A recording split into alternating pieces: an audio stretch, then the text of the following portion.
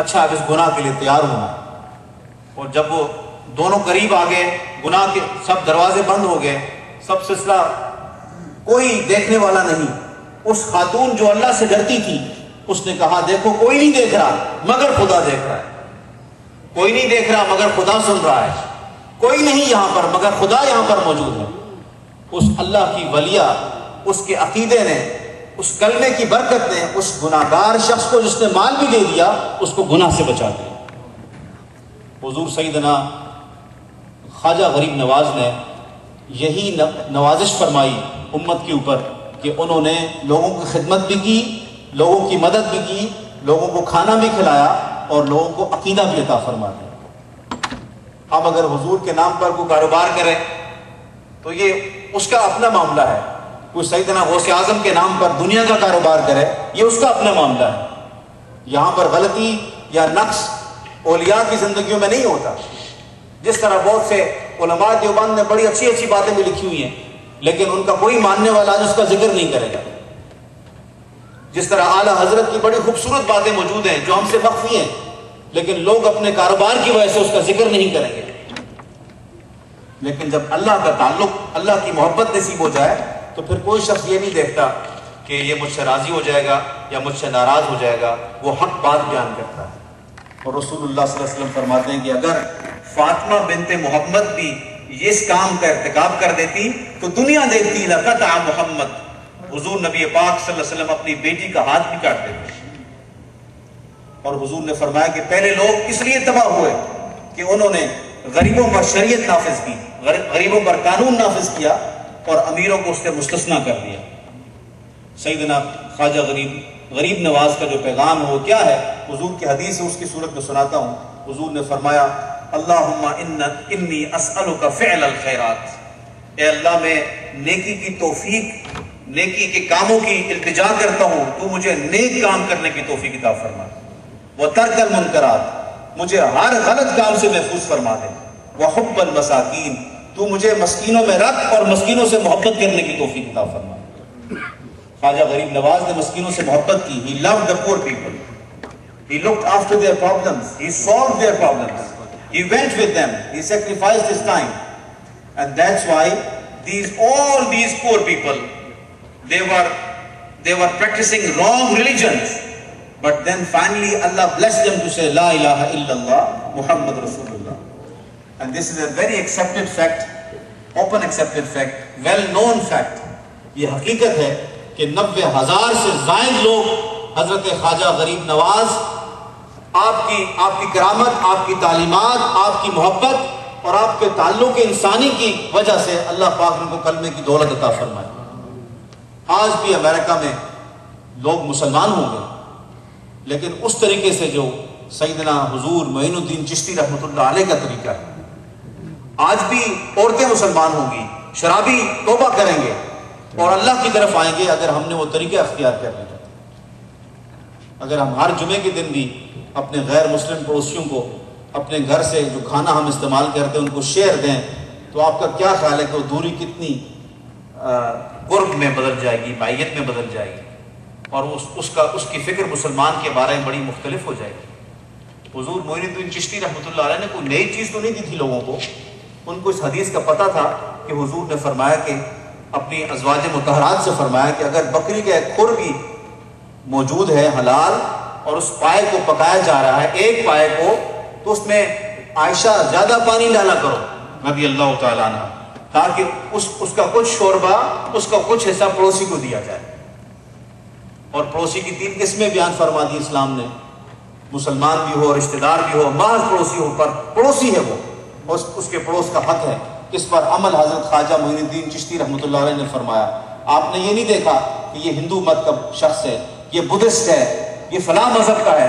آپ نے یہ اس آنکھ سے دیکھا، اس پریکٹیکل سے دیکھا کہ یہ حضرت آدم علیہ السلام کی اولاد ہے، کہ اللہ کے نبی حضرت آدم کی اولاد ہے. اس کی ماں اور میری ماں اوریجنلی ایک ہی ہے، جس کا ذکر اللہ نے فرما دیا یا ایھا الناس اتقوا ربکم الذی خلقکم من نفس واحدہ وخلق منها زوجها وبث منهما رجالا كثيرا ونساء واتقوا الله الذي تساءلون به والأرحام. اللہ نے بیان فرما دیا کہ لوگوں تم مسلمان ہو، امریکن لوگوں کو پیغام دو کہ بھئی ہمارا یہ عقیدہ ہے کہ میں اور تم ایک والد کی اولاد ہیں، میں اور تم ایک ماں کی اولاد ہیں، اور میرا اور تمہارا ایک نبی ہے اور وہ ہے حضرت سیدنا محمد مصطفیٰ صلی اللہ علیہ وسلم. مجھ میں اور تم میں فرق یہ ہے کہ اللہ نے مجھے حضور صلی اللہ علیہ وسلم پر ایمان لانے کا توفیق عطا فرما دی ہے، وسائل پیدا کر دیے ہیں، اور تم تک صحیح پیغام نہیں پہنچ سکا ہے. میں محبت کے ساتھ تمہارے سامنے پیغام پیش کر رہا ہوں. اور اسی طریقے کے ساتھ بے شمار لوگ مسلمان ہوئے. مجھے خوشی اس بات کا اظہار کرتے ہو، تحدیث نعمت کے طور پہ کہہ رہا ہوں میں، کہ ہماری محنت سے نہیں لیکن ہمارے مرکز میں آ کر کئی 100 لوگوں نے میرے ہاتھ پر کلمہ پڑھا ہے. میں نے کیا کہا؟ ہماری محنت سے نہیں. یہ جو اخباروں میں آتی ہیں نا سرخیاں کہ قبول اسلام، ہم نے اس کو مسلمان کر دیا، نہیں، ہم نے نہیں کیا. ہر امام ہر خطبے میں کہتے ہیں کہ جس کو خدا ہدایت عطا فرماتا ہے اس کو کوئی شخص بھی اسلام سے روک نہیں سکتا، اور جس کو اللہ کی طرف سے توفیق نہ ہو اس کو کوئی اسلام دے نہیں سکتا ہے. آج کا امریکن معاشرہ، یورپین معاشرہ خوشی کی تلاش میں ہے، امن کی تلاش میں ہے، اور وہ سکون کی تلاش میں ہے. اور وہ سکون کس میں ہے؟ ان الدین عند اللہ الاسلام. اللہ کے نزدیک امن والا راستہ اسلام کا راستہ ہے. حضور سرکار دو عالم صلی اللہ علیہ وآلہ وسلم جو ہر چیز کے مالک تھے، آپ نے فرمایا لوگوں اگر میں چاہوں تو احد کا پہاڑ سونے کا بن کر میرے پاس آ جائے، اور جتنا میں چاہوں جہاں جہاں چاہوں میرے ساتھ ساتھ بھی جائے، اور جس پتھر پر ہاتھ رکھوں وہ سونا بن جائے، جہاں پر قدم رکھوں وہاں سے چشمے ابلنے لگ جائیں. لیکن اس کے باوجود میں نے فقر کو اختیار کیا، اس کے باوجود میں نے مساکین کو اختیار کیا ہے، اور دعا کرتا ہوں اللہم احشرنی فی زمرۃ المساکین. مولا قیامت کے دن میرا معاملہ مساکین کے اندر ہو، اور سب سے پہلے جو حضور کے ساتھ جنت میں لوگ جائیں گے وہ اغنیاء نہیں ہوں گے، وہ حضور کی امت کے فقراء اور یتامہ اور مساکین لوگ ہوں گے. ہاں اللہ نے جن کو مال دیا اور انہوں نے مال کو اللہ کی راہ میں خرچ کر دیا، مال کے باوجود فقر کی زندگی گزاری، سیدنا صدیق اکبر کی طرح، سیدنا عثمان غنی کی طرح، کہ مال کے باوجود بھی سب کچھ اسلام پر خرچ کر دیا، تو ان کا شمار بھی انہی خوش نصیب لوگوں میں سے ہوگا. My dear brothers and sisters, this is the time that Sayyidina Mu'in Chishti Rahmatullah alayh, he gave us the message of unity. He has given us the message of harmony and understanding to each other and visiting each other. آج ہمارا کیا معاملہ ہو چکا ہے کہ interfaith organization London میں بھی ہے، یورپ میں بھی ہے، یہاں بھی ہے. انٹرفیتھ آرگنائزیشن کو ہم اپنی مسجدوں میں ویلکم کرتے ہیں، کرنا بھی چاہیے، اور ان کے لیے جگہ ہونی چاہیے، ان کی قدر کرنی چاہیے. اور انٹرفیتھ میں ہر مذہب کا شخص آتا ہے، اس کے لیے چائے بنتی ہے، سموسے آتے ہیں، اس کے لیے کرسپ آتے ہیں، بریانی بنتی ہے، اور ڈرنکس آتے ہیں کہ نہیں آتے ہیں؟ کہ بھی ہماری مسجد کی عزت کا سوال ہے، یہ ہمارے مرکز کی عزت کا سوال ہے، دین کی عزت کا سوال ہے.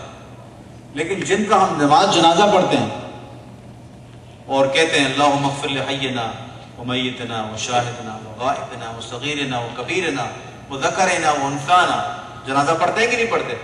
مسلمان کے جنازہ پڑھتے ہیں کہ کافر کا پڑھتے ہیں؟ بولیے. مسلمان کا جنازہ پڑھتے ہیں.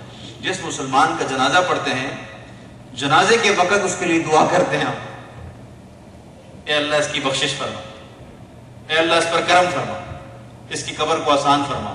یا تو زبان سے کہتے ہیں، دل سے نہیں کہتے. اور کوئی شخص